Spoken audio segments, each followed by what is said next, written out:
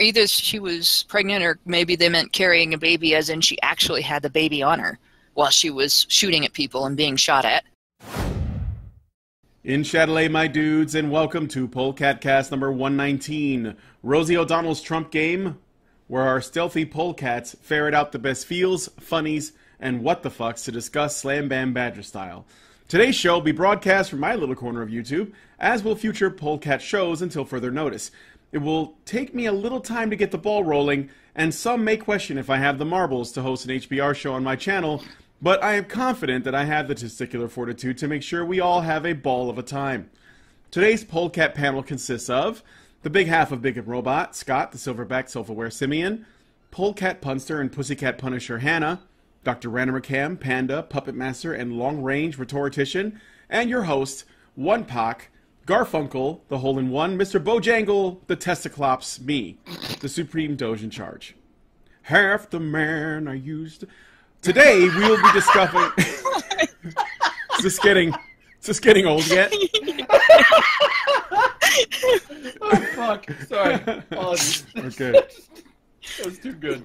Too good. Today, we will be discussing the following topics, so please keep your spunk bunker in your pants. We have some scary stories today. Stories of pain, stories of terror, and stories of betrayal, of trust. But they may not compare to Anita Sarkeesian being made a keynote speaker at European Women in Games Conference. I hope there's no random bearded men sitting quietly in the front row. Just saying. Hey men, are you being arrested and perhaps going to be serving prison time? Do you want to perhaps work something out with the state to shorten your sentence? Well, why not get a vasectomy? A teacher has sex with a 16-year-old student, served a 180-day sentence, and now plans to sue the student. German teen girl joins ISIS after becoming a jihadi bride, immediately regrets it. In other news, water is wet. Rosie O'Donnell makes, well, let's call it a video game, where you can move Donald Trump towards a cliff and jump in. Forever. I wonder if there will be an issue with it like there was with the beat-up Anita game. Shit is going down in China, apparently, as a new self-defense item for women in public spaces is making the rounds. A pocket flamethrower. You heard me right. A fucking flamethrower. And finally, our bonus story for the patron-only after show. I place an order for Milo's book Dangerous from Amazon because while I don't necessarily agree with everything he says, I think his fighting on behalf of free speech far eclipses any differences that we may have. I thought it could be fun for me to read the beginning of that book, or as much as I can get through, to the patrons. It sounds fabulous to me. Anyway, if you would like to participate in our after shows, either as an audience member or a participant, please consider becoming a patron at www.patreon.com/honeybadgerradio. And speaking of shilling, at ICMI 17 on the Gold Coast, we met an Australian man, Kit, who has set up an international activism website specifically for men's rights. Now, Kit has been on the show a couple of times before.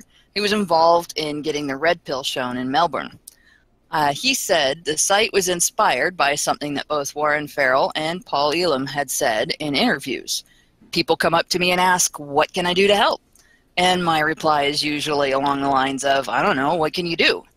I'm not trying to be flippant, but different people have different skills.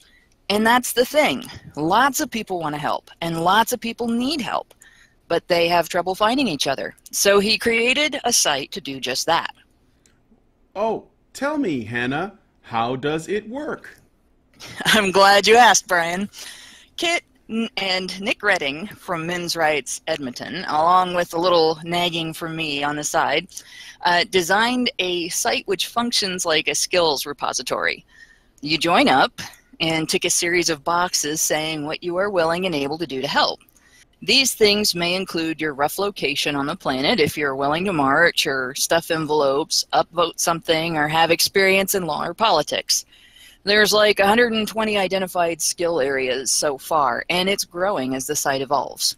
So when someone wants to march on the Capitol, they create a project and tick local area and willing to march.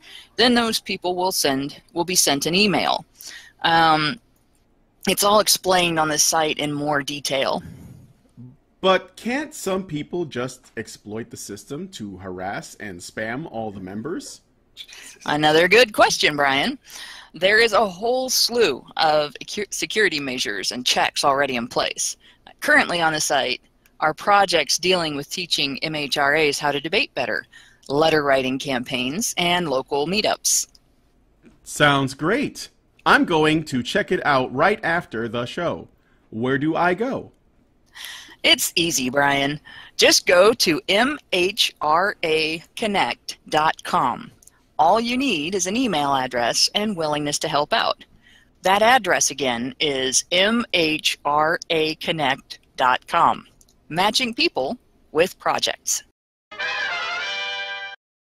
If you were to think of a good example of feminism, or at least a less bad version, I'm choking on a Tic Tac right now, or at least a less bad version of feminism, you would think of a powerful woman who defies all stereotypes, a woman who majors in STEM without blaming her problems on men or patriarchy, etc., etc., etc.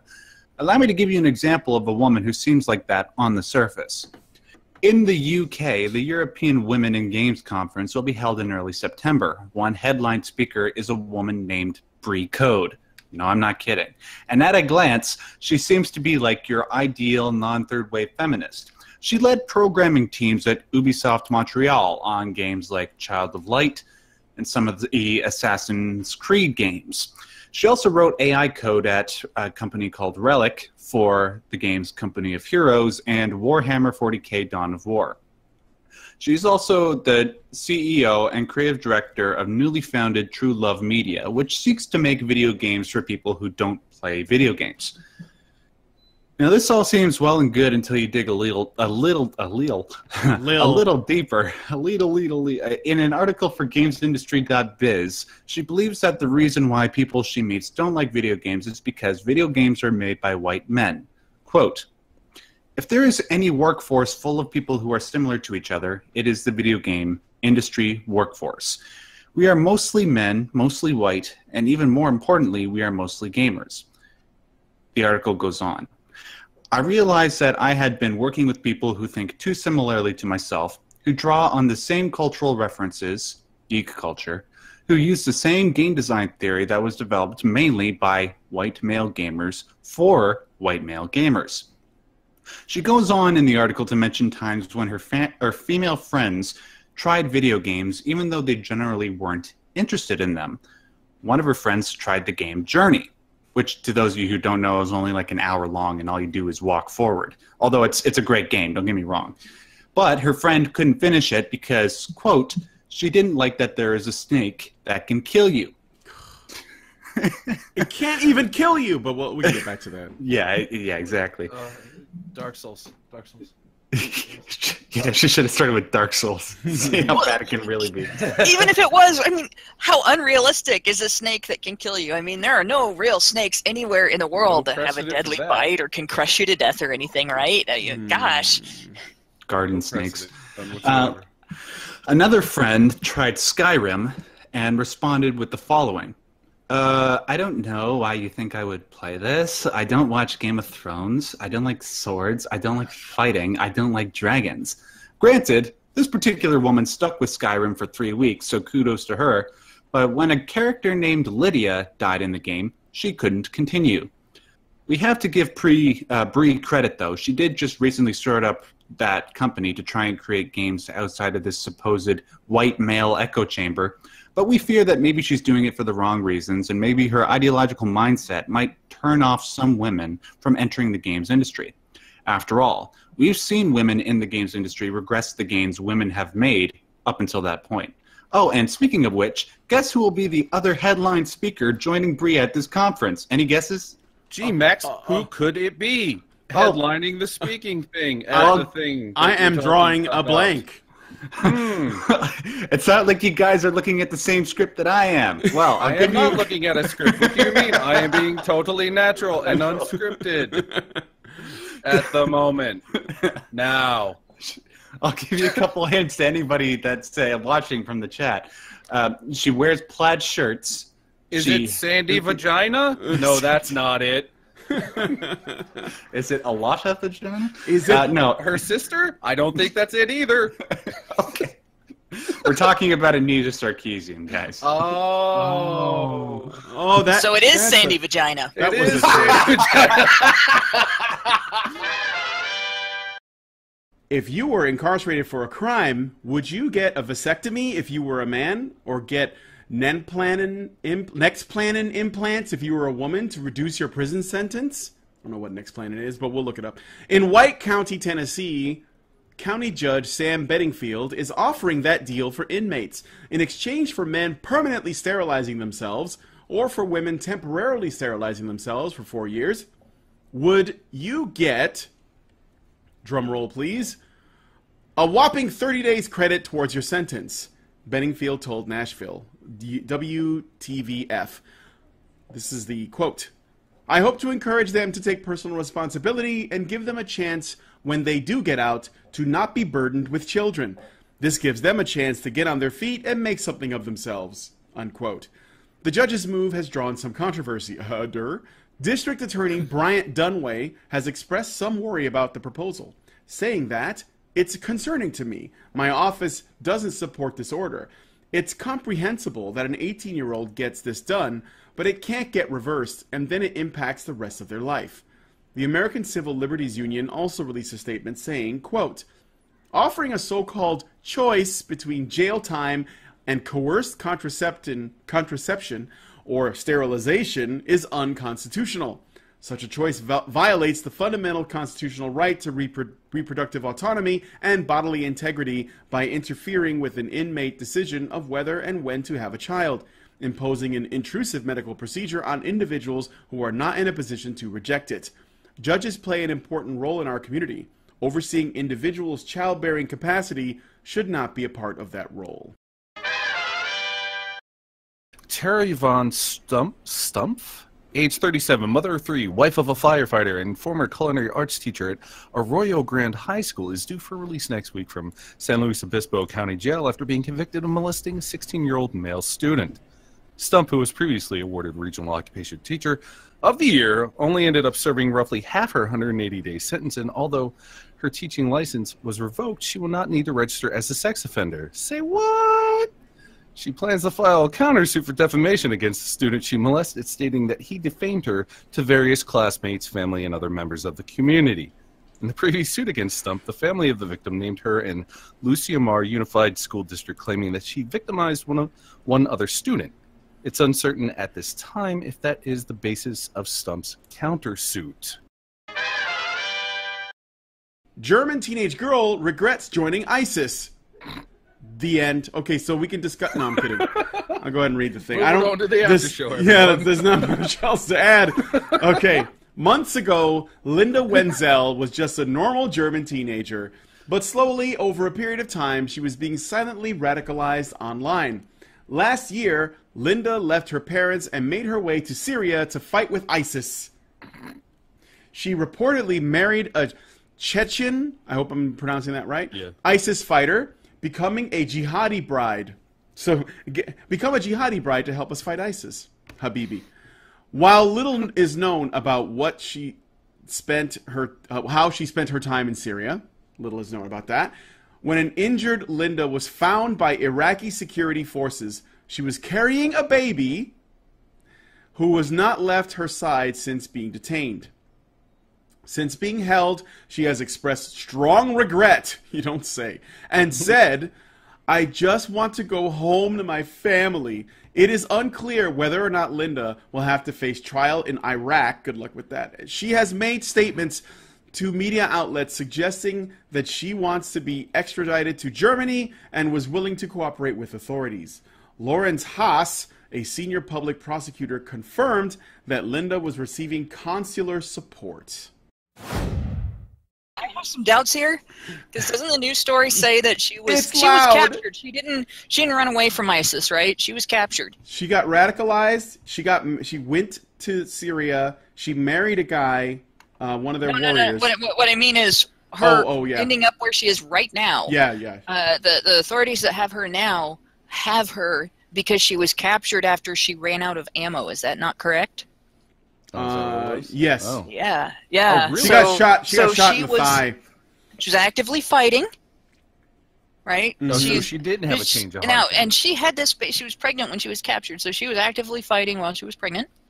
Or either she was pregnant, or maybe they meant carrying a baby, as in she actually had the baby on her while she was shooting at people and being shot at. And now that she's in the hands of authorities, she regrets joining ISIS and is no longer radicalized and wants to get away from the war and the noise, and was sold as, oh, poor me. I was wrong. I think she's playing the victim. Yeah, the victim card, the innocent little girl card, Yeah. I didn't know. Poor ignorant Westerner card.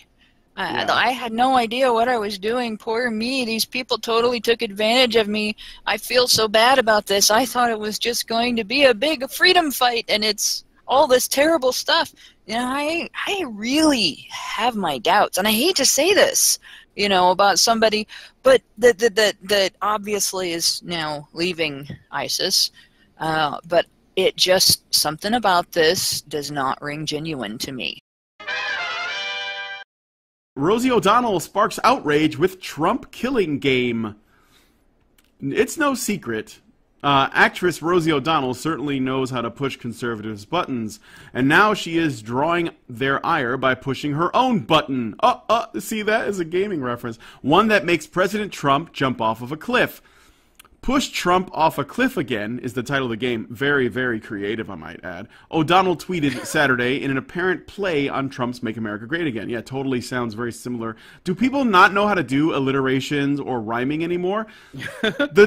The tweet links to a game in which the player can, as O'Donnell says, make the president jump off a cliff again and again and again. Conservatives expressed outrage as O'Donnell's weekend tweet came to their attention. Sean Hannity's blog referred to the game as gross and sick. Sadly, violence has become an acceptable form of dissent for liberals these days, said a post on Young Conservatives. China, now selling anti-pervert flamethrowers to women. I thought this would be something good to end it on.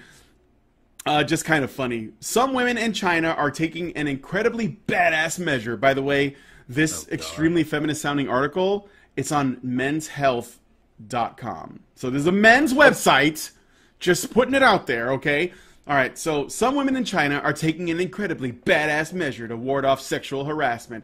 Anti-pervert flamethrowers, apparently they only work on perverts, have become a popular deterrent for creeps, particularly in the summer when unwanted advances ramp up. The devices are on sale at a number of websites starting at about $13 and going over $40.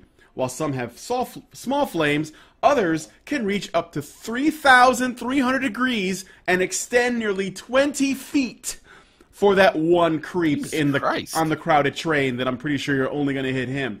One vendor told the Beijing Youth Daily, as reported by The Telegraph, that the products can leave a permanent scar, but are legal and non-lethal tools. Yeah, sure. I just want to point out right now that there is nothing that a person is going to do to you from 20 feet away that A, is going to be stopped by a flamethrower of this caliber, and B, at the same time, is something that you are morally justified in using any kind of projectile on him for doing, or her. If they're 20 feet away from you, leave. You know, or hell, if you're on public transit, call the authorities for the transit. I know they have some sort of cops because they wouldn't be able to arrest people for manspreading. So clearly, you can actually do something about this without aggression if someone is 20 feet away from you. Yeah. You don't need a flamethrower. Jeez, Pete. Why not? They've been using a flamethrower for years. Yeah, there you go. All right. Nice. Are tasers enough? I mean, Mystery Man reference there. Well, let me finish the article. Okay, so where was I? One vendor told the Beijing Youth Daily, you can leave a permanent scar, but is legal and non-lethal tool, adding that they are not a weapon. I swear it's not a weapon. But police police, It's not a weapon. police, they seem to disagree. They say that they're very much against the law, and it's also not technically illegal to send the flamethrowers to customer. It's also technically illegal to send flamethrowers to customers through the postal service. Imagine that. Despite the legality controversy, I don't see how it's a controversy, but okay. The products are still online, and websites are making some great pitches for their products. Flames and the super high temperatures are enough to scare the bad guys away, one website said. At that crucial moment, you could also become an anti-terror SWAT. Wow. While Wait until some stupid chick accidentally uses one to light her own cigarette. Oh, it's funny that you should mention that. While it's hard to be concerned for sexual harassers, even though you're setting them on fucking fire, there are other safety problems to be considered. Many are considering the possibility of the flamethrowers being switched on accidentally inside the carrier's handbags, which is a terrifying thought. Especially if you carry hairspray in there, because guess what's flammable, guys? Hairspray. And a lot of makeup is, too. Yeah, that's true. But if you think carrying around a flamethrower is ridiculous, consider this. How ridiculous is it that men's behavior has made wielding fire as a weapon a preferable alternative? Thank you, Men's Health, cuckshealth.com. Fuckers. Consider subscribing, liking, and commenting on this episode, since it's on my channel. And I think that, as you may know, for the time being, all of the shows will be streamed through here. We are looking at other alternatives, but more information as we get it. But for now, tune in to my channel and Hannah's and Karen's for future Honey Badger Radio podcasts and live shows. So, with that, I want to say thank you to Scott, Max, Mike, and Hannah for joining me on the Polecat. I want to thank you guys for watching. Now we're going to go into the after show, and I'm going to read from Milo's new book, Dangerous. Was only book. I was going to read from Lauren Southern's book, Barbarians, but the after show is at least a half an hour, and so I need at least, I need to fill in the 30 minutes, and Lauren's book's a little short. So we'll talk to you guys next time on the Polecat. I love you, Lauren. I'm just joking. Don't take it personal.